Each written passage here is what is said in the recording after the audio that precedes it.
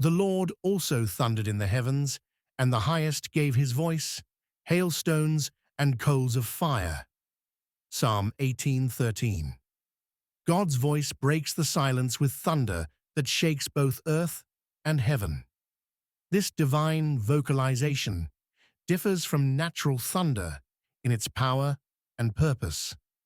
When the Creator speaks, creation responds with immediate obedience. The phrase, thundered in the heavens, shows the source and scope of this divine communication. Here, the true God reveals his supremacy over all false gods who claim control over storms. The Lord's supreme power is stressed in the words, "The highest gave his voice." This emphasizes God's supreme authority.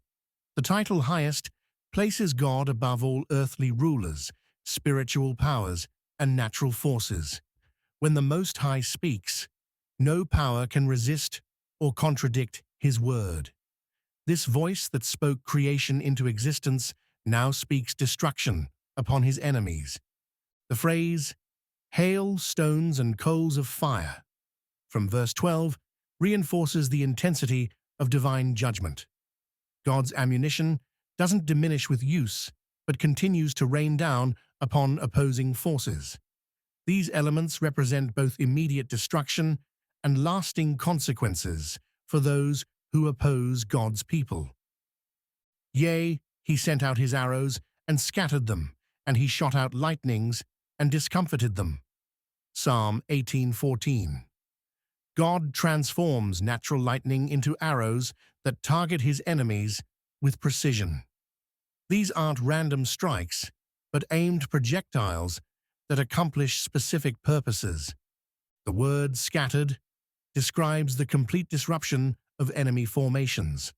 Organized opposition dissolves into chaos when God intervenes. Military strategies become useless when divine power enters the conflict. What appeared to be an overwhelming force against David becomes a confused mob fleeing in terror. Shot out lightnings presents God as a divine archer whose quiver never empties.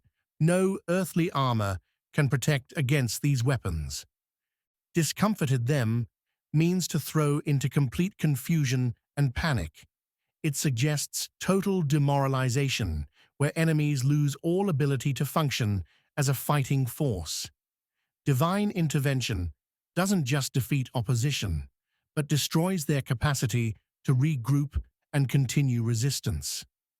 Then the channels of waters were seen, and the foundations of the world were discovered at thy rebuke, O Lord, at the blast of the breath of thy nostrils.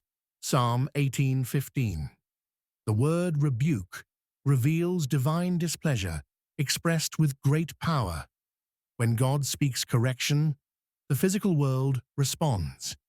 The phrase, channels of waters were seen, suggests that God exposes underwater valleys and riverbeds normally hidden from view.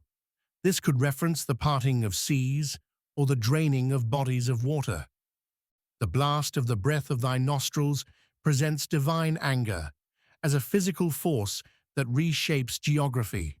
This anthropomorphic language helps humans understand the intensity of God's response to injustice. God's breath becomes a hurricane-force wind that moves mountains and uncovers hidden places. Human breath sustains life, but divine breath can create or destroy according to God's purposes. The same breath that breathed life into Adam can blast away obstacles that threaten God's people. This imagery connects God's creative power with his protective intervention. These verses show God's increasing involvement. God moves from concealed approach to thunderous voice to lightning arrows to geological transformation. Each stage increases the pressure on opposing forces until complete victory becomes inevitable. Contemporary believers can apply these principles through understanding God's discipline. Divine intervention often begins small but increases in intensity. God prefers to accomplish his purposes with minimal force, but he possesses unlimited power when circumstances require dramatic action. Prayer activates this divine intervention. When believers cry out for help, they access the same power that scattered David's enemies and reshaped the landscape. The God who thundered from heaven for David listens to contemporary prayers with equal attention and responds with power.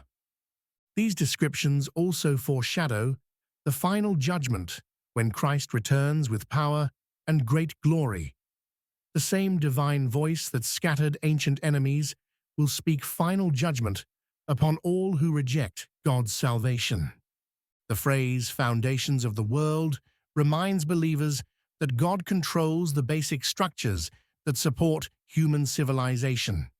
Economic systems, political institutions, and social frameworks all depend on divine permission for their continued existence.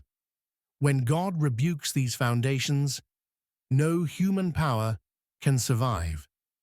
This passage encourages believers facing overwhelming opposition to remember God's unlimited resources. The same divine power that answered David's prayer remains available through Christ's mediation.